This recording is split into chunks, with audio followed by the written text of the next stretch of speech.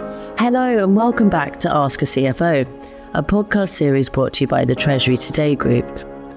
In this series, I'm shining a light on the different paths taken to become Chief Financial Officer. I'm Sophie Jackson and I'm very excited to be with you on this adventure, learning more about the personal journeys and professional development of CFOs across the world. In today's episode, I'm joined by Honnus Cheung. Honnus Cheung is, to put it simply, a force of nature. She has intellect and energy in equal measure, and it is always such a privilege and a delight for me to have a conversation with her. I'm lucky enough to call her a friend, and it has been such a thrill to watch her career journey from roles in finance and as Executive Director and CFO at places like Travelzoo and Yahoo in Asia, where I first met her, to her entrepreneurial journey today as co-founder and Chief Strategy Officer for Honnus. Honnus has a razor-sharp mind, which makes her so well suited to assessing and supporting great opportunities for growth, as she has demonstrated consistently throughout her very accomplished career to date. So, hi Honnus, thank you so much for being with me today and for taking part in our new Ask a CFO series. How are you doing? Tell me a little bit about where we are, what's going on for you. Currently, we are in Hong Kong, and then we are in one of the conference room in Admiralty, which is a very famous shopping arcade, in Hong Kong. Now, I was thinking on my way over to meet you, I was trying to remember when we first met and when we first started collaborating with you from Treasury Today. And I'm not sure I can properly remember. I can probably remember the first time I met you in real life, but tell me how you remember getting to know me and the company. I think it's really, really long time. I think during that time, I worked for Yahoo as the regional finance director. And then I think you look for someone who have a profile in high tech and also women as well for Treasury Today to interview. And after that, you asked me whether, hey, you also work in China as well, whether you can also do my profile for the Treasury Today in Chinese version. I still keep your Chinese version, in paper format. Amazing. Yeah, so Treasury Today China is where our Asia journey started for the company and where Angela Berry, our founder, launched us in there. I think it's over 15 years ago now. Yeah, so I'm just back from China, and it was really amazing for me to reflect on that history for the company, because it was a bit of a gamble to choose that region. At that moment, it was Brazil, Russia, India, China, the BRICS, right? But thankfully, that's what Angela went for, and that's where I came on board to help launch Treasury Today Asia, to cover the whole region, not just China. But yeah, since then, you've been such a resource for us, such a source of wisdom.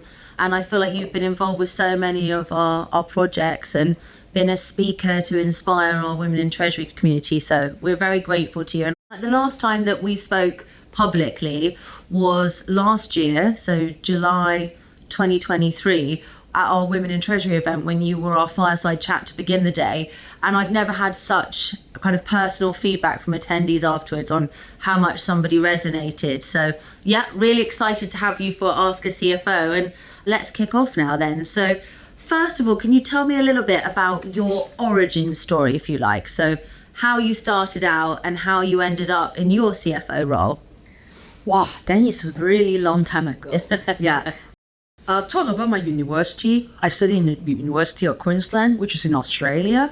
And during that time, I think most of the Asian parents, they like their kids to either study the accountant, either doctor, or some of the professions like engineer, that kind of profession. And during that time, I choose accounting because it's more easy from my perspective to convert from an art student to accounting student. That's why I pick up my Bachelor of Commerce, so major focus in finance and accounting during that time. And during that time, my university is very good accounting and finance. That's why I pick it. And after that, during that time, I still remember it's a recession in Australia. That's why I can't find a job. That's why I come back to Hong Kong. And during that time, Hong Kong is a booming economy. That's why I'm able to get very good job. During that time, it's Big 6, and now it's Big 4, and start my career as a tax consultant. And I must say, I don't know much about tax, especially Hong Kong tax. And I know a lot about Australian tax or maybe OECD tax because I study more on the Commonwealth system. But it made me raise a very good horizon because tax is very important from a personal perspective and also from a company perspective. That's why they give me a very good exposure. From a personal level, I know how to deal with my tax issue and also help my family and friends for their tax issue. And from a company perspective, I know how to save, to do the tax planning and also how to save tax in a legitimate way. That's why I start my career as tax. But after, several months or maybe less than a year, I found that, hey, the career is too narrow. That's why I joined audit, being auditor for Big Four, Big Six during that time. And during that time, I learned a lot. I stayed there for 3 years for Pricewaterhouse, and I must say it's a very, very good training school and give you a very, very good aspect and foundation from accounting perspective. And after several years, like every accountant, they either continue the professional life in Big Four or a Big Six, or maybe they will go to move to commercial, and I move out to commercial. And the first job that I did is I also feel very thankful to this company is work for American Standard. And during that time, they cover a whole region for Asia as internal auditor. And during that time, we only got a team of 4 or 5, including a supervisor. And I cover around 200 facilities during that time. And I always travel Monday in and Friday out. And especially when you're young, it's such a good job because you explore a lot of country, different culture, different practice, different business practice, and know a lot of people, during that time. And I worked there for 3 years, and I exposed to air conditioning, I exposed to the kitchenware, exposed to the ABRAC brick system, and also a lot of sales center. I must say, I learned a lot from this job from manufacturing perspective. And after 3 years, automatically to transfer you to some of the operation, being a CFO, being the operation manager or factory manager, managing director, some job like this. But I think that I'm not like to work in the manufacturing environment. And during that time, also coincidentally, no one know about internet. And I got interviewed with Yahoo. During that time, they don't have anyone in Asia. And I worked there more than 8 years. And I start Hong Kong, Taiwan, Singapore, India, basically all the new country or new region for Yahoo. And my last significant job with Yahoo is doing the merging with Alibaba, which turned out Yahoo got a big fortune. I think the ROI more than 40 times or 50 times after I left Yahoo. That's why I must say, this is a very good experience for me. And this is why, start from there, I jumped to TMT, technology, media, and telecom field. Yeah. And after that, I got another ex-colleague to ask me, hey, why not you join our firm? Because you also want to start in Asia. That's why I interviewed with the founder, which is another listed company, which is called Travelzoo. I always describe Yahoo is like a supermarket. Travelzoo is like an organic supermarket. That's why there's the difference. I also worked there for around 10 years. And my last job, which was CFO as well as a China GM, to grow the business. The first 2 years, I set up Hong Kong, Singapore, Taiwan, India, and as well as Korea and Japan, because it really took me to catch up with time. That's why I joined them and then start the business and also lay out a good foundation for them for the first 2 years. And after working there for more than 10 years, I would like to take a sabbatical or take a pause of my career and then think what I would like to do. Just coincidentally, during that time is COVID. That's why, I stay back to Hong Kong and I start my mentoring life with a lot of different kind of startup, how to do the startup in Asia, because my expertise is how to grow business in Asia, and as well as how to do the fundraising, how to put the model being more commercialized, and how to build a financial model with them. And I co-found fintech startup, which is called Honnus. And I ran through the fundraising with them, marketing with them. I would like to do something that I haven't done before. That's why I work as a kind of chief strategy officer, as well as doing a lot of marketing works, how to promote the brand, how to leverage the social media, strategy. And I must say, it's very, very fun being a co-founder, but also a lot of the difficulty and also a lot of challenge, especially during these few years. Everyone know that the interest rate is high. Sino-US relationship is not good. That's why it's not easy. But I must say, we survived, and also we did pretty good business with the bank and insurance company, pretty much like Treasury today. Most of my customer is bank insurance. We did the digital voucher for them to help them to make the customer engage. We give choice, most important.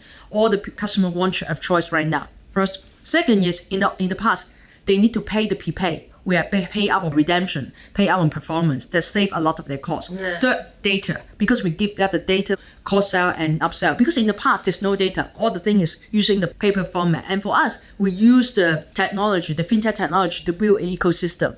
Yeah, that's about me right now. Amazing. And I think there's so many commonalities with kind of our journey, and I feel like you have just got such energy that if anyone can do it in this environment to scale a business, it will be you. But you mentioned some amazing points there, and I can see some kind of themes in your journey, if you like. So being there for the start of things, really helping companies to grow, and really helping to be a strategist and a visionary for them on what the future could look like. And that's obviously something that you've harnessed and taken into your role now. So let me come back to that function of CFO. So I think there are a lot of preconceptions about what a CFO actually does and what that role is. And one of the things that I'm very excited to open up with this conversation is to understand a little bit more, firstly, how you get there. But second of all, once you've made it, what is it actually like? So what are some of the preconceptions about being a CFO? What aspects were as expected for you? And what aspects of it took you by surprise? I think being a CFO, to a certain extent, a lot of people will think that, CFO is only talking about the cost cutting. But from my perspective is being a good CFO is not just talking about the cost cutting. You need to spend your money on a wise way. What I mean by wise way is everything is talk about the calculation, about the ROI, and also the long-term benefit, for the company. Let's say, if you talk about being a CFO, we always have the challenges, whether we acquire this particular business outside from the competitor or acquire some company that have the similar business with you, or you build organically. We need to have a lot of numbers to run. Apart from the numbers, we also need to understand your acquiree, the culture, whether when you acquire, whether they have synergy. This is a lot of things that apart from numbers can tell you. You also need to do a lot of site visit. Let's say if you do acquire the company, you also need to check whether the team that you can use, because sometimes the team will be the assets. But once you acquire, then maybe the whole team will leave. That's first thing. Second thing is you also need to check using the number sense and using your experience to judge. Hey, they have a huge AR, but whether the AR can be collectible or not. This is something of thing apart from being a cost cutting. There's a lot of holistic approach for being a CFO, and I always think that being a current CFO, apart from fundraising, manage investment community, you also need to have the vision, how to use the technology, embrace efficiency to reduce, put more effort rather than using a big sum of labor. Can you, make it more robust? Can you make it, more accurate while using, like AI or maybe blockchain, that kind of technology? I think nowadays being a CFO is not only know what you know right now. You need to have the vision to foresee the coming 5 years, what kind of technology that can able to help you. And also being a CFO, you also need to have the analysis, because that kind of technology may replace your business within a day. Yeah. Absolutely. That's really good advice. Thank you. And then how do you see, you've kind of touched on it there with the advent of technology and so on. Like, how are you seeing the function of the CFO changing? How have you seen the role evolve?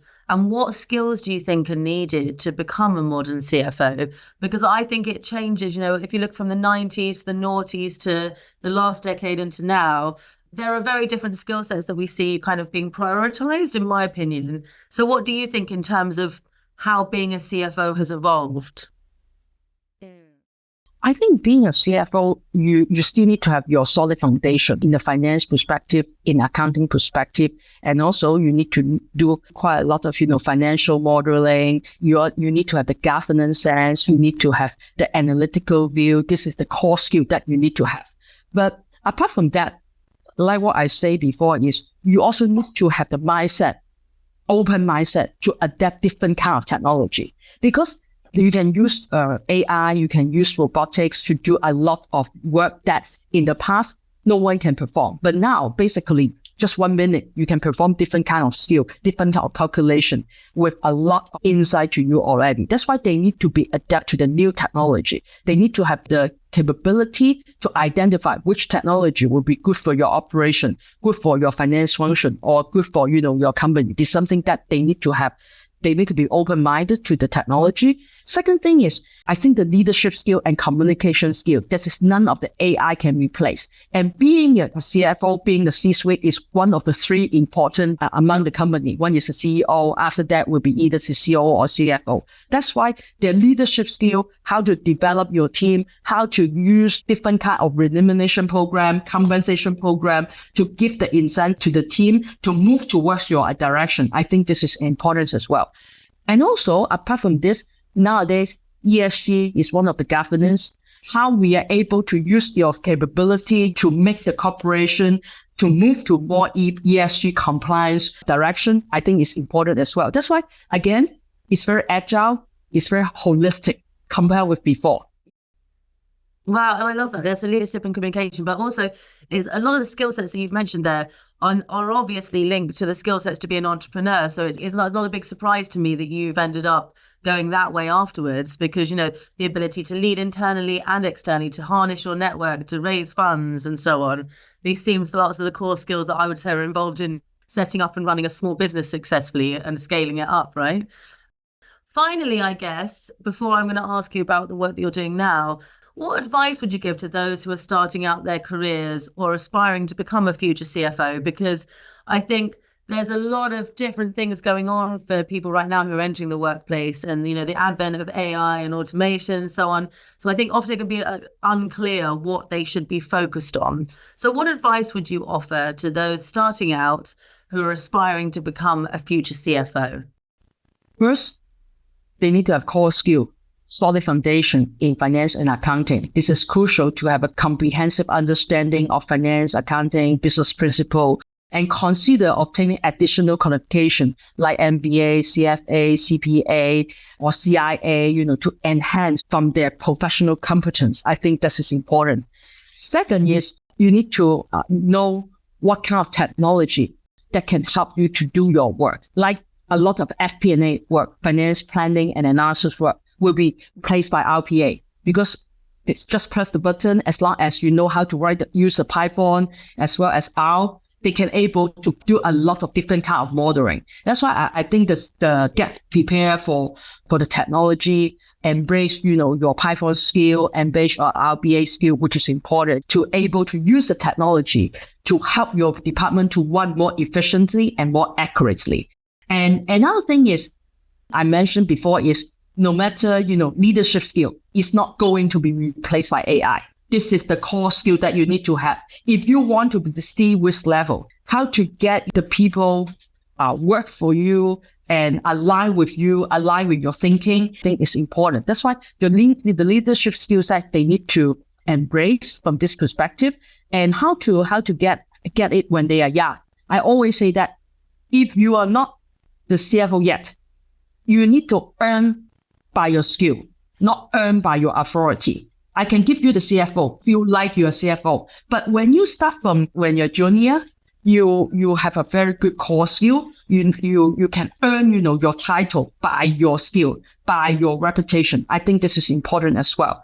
And also for the networking, I think networking to a certain extent is also very important. A lot of CFO, I know they don't want to do networking, but to a certain extent, especially for us, we run our own business, right? Being an entrepreneur, you find networking is so important. That's why I think to a certain extent, we need to maintain the balance. Apart from your hard skill, we spend a lot of time to manage internally, strengthen our core skill. We also need to spend some time in networking, because the networking will give you a lot of different kind of opportunity, different kind of exposure to make you to run your operation in a more efficient way, by collecting different ideas from different smart people. I totally agree with you. And I think I always have hated this term networking, because it implies kind of, like, organized, you are going here to meet people, you're going to have this kind of transactional relationship where you want something from them and so on. And I just feel like that's probably a bad way to think of it, especially if you're more of an introverted person. So I think I choose now to go to things where there's like a purpose to the function.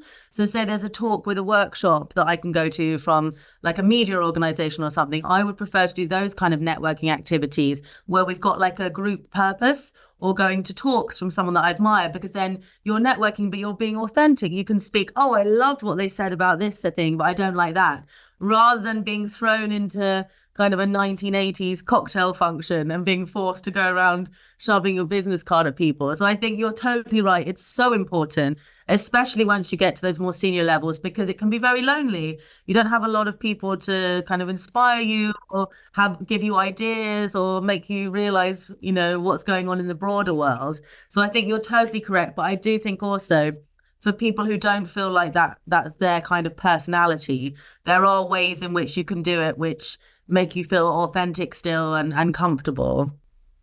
Yeah, I think actually to a certain extent, being a CFO, or you need to prepare that you can't be too introvert. I think the nature-wise, CFO or most of the finance people is very introvert. But just like what you say, you can select particular, seminar that you have some star speaker that you would like to learn from, or maybe that network is a kind of CFO network, CX network. They can give you a lot of different kind of insight. You can do it, select some of the quality, networking section or networking seminar for you to join rather than just go to some partying. Because I think partying is not our main good networking in a sense is just spending the time without any insight that you can bring in. Yeah. I totally agree with you. And I think especially, maybe this is a difficult thing to say, but especially for women, I think, especially when you're starting out, like late night events where people are drinking and so on, it can be quite vulnerable. Like you don't know where the boundaries are. You don't know if it's really about business networking anymore. And so I think since I was in my early 20s, I would really avoid those kind of events because, you go at the beginning, you have a plan, you're going to talk to this person about this thing, and then you're going to get out and you go to the talk the next morning when you can have an interaction that's based around an intellectual connection. That suits me more. Some people might love going and having more of a relaxed networking, but I think finding what works for you where you're going to feel comfortable is so important, because when boundaries get a bit grey, I think it can be more of a potential negative experience rather than a positive one for your network, shall we say, until you're very senior. Anyway, I think you've made such great points there. To kind of wrap up our chat for today, tell me what excites you about the work that you're doing today and anything you want our audience of Ask a CFO to know about Honnus's work. Oh, very good question. You asked me on the right time. Today, actually, I just speak on the Hong Kong FinTech Week, as well as being exhibit for our product at Hong Kong FinTech Week. And I must say, today we received a lot of great response, a lot of traffic, to visit us. Because actually next week, there's another significant event, which is called Singapore FinTech Festival. I think you will go there or not? Yes, correct. Yeah, we've gone many times. Yeah, okay. And then we will we will exhibit under Visa, because this May, we just win a very, very prestigious award, which is under Visa Accelerator for Loyalty of the Future. Yes, how does it work is we got the patent technology to integrate our e-voucher with credit card scheme. That means that if you want to enjoy the benefit of this e-voucher, you must use, let's say, Visa, Master, or CUP credit card for the residual value. If you're the bank, you will know everyone is eye on the residual amount. And we see that this is a huge market. And in the past, I can't believe this is not automated. And they are still using the eyeball checking, manual check. Because of the technology, we're able to integrate first with PIN code checking, which most of the treasurer or most of the banker will know. Second, we're able, to put the technology, make the whole process NFC and being very, very seamless. And I must say, this is one of the breakthrough and the revolution for all in the payment industry. That's why we are so happy, to share with all the banks. If treasurer from the banks or anyone from the banks, if you're interested in our model, let me know. I will look for Sophie, look for me as well. And apart from this, we also, because of this new technology, we're able to tap into exhibition. Exhibition is a blue ocean, especially for B2C exhibition. How does it work? When you have the MFC to tap as a event pass. And after you tap on the event pass, we're able to give you all kind of benefit, loyalty benefit or voucher to drive the traffic to the exhibitor booth for the revenue as well as for people traffic. Yeah. This is all the exhibitor want. And after that, we're able to do the post-engagement. And this product in the past, we don't have sponsor. But now, because of the credit card, we align with the credit card company, partner with them, they're able to do sponsor. For this new technology and also this partnership with card scheme, we think that we reference the whole, make a big change, for this blue ocean, which is in the exhibition industry. I aim to do some impact for the fintech industry. And I truly believe this new technology is able to disrupt the current exhibition industry as well as, card scheme industry. That's why I'm so happy to share. Usually for the late October as well as, the first 2 weeks of November is all fintech week in Asia. If you would like to stop by, in Asia, no matter Hong Kong, Taiwan, and Singapore, come and join us at Fintech Week at any time next year or the year after next year. Yeah, I'm so happy to share, this latest technology with you, and we're able to disrupt the industry and make the impact. Amazing. Thank you so much. And then I'm just sitting looking at your badge for Honnus, and I love the logo. It's got this bright pink on the outside and these kind of very bold white letters and a black backdrop. But I'm also realizing that it's very similar to your name. Has anyone said that to you before? Like, is that a coincidence? Okay. Actually, I also never experienced one thing, rebranding. In the past, I worked for Yahoo, I worked for Travelzoo. Mainly, I just inherit what corporate give to me. Yes. If you're ever being a founder, you need to pick a good name. And in the past, our name is called Mochodomo. So difficult, to pronounce, and so difficult, for people to remember.